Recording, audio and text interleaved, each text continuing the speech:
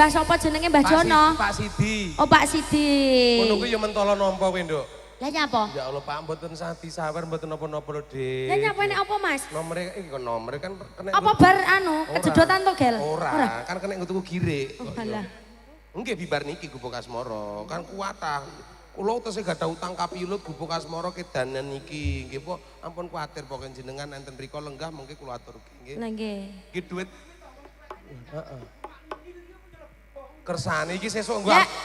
Iki duit areng tuku rabuk dikalahke. Lah niki sir kula ki kula kan ngijolne 2000-an kok kersane awet lho jane kok. Iya. Ayo Nduk dirampungke yo. Iya. Sayange anak kula. Wis rondo. Kowe coba Jos tadi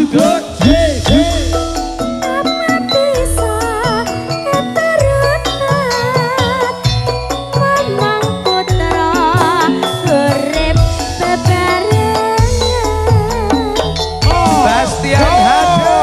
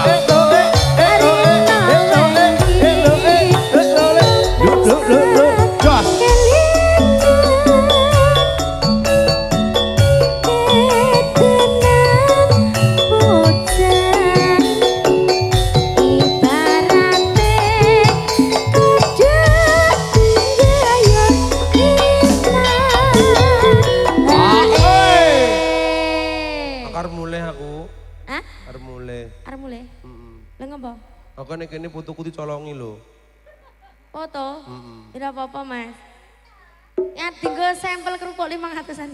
Aku wingi ngono kuwi terus fotoku didol lho, Nduk, ngono kuwi. Lah apa payu? Didol enggak sama buku Yasin. Tak omong lah. Lah wong MC modelan kayak benet. Ngono jarene payu. Kowe uripo karo wong-wong kuwi, uripo karo. Ya iya no. Ya Uripo wong aku karo melu wong-wong. kene aku ya ditinggal rombongan. Bosan ora ngomong iki. Ya aku nak kowe soro seneng kok Mas. Aku koncoku ganden kowe tok enden ya. Mbuh, ngono iku. Monggo.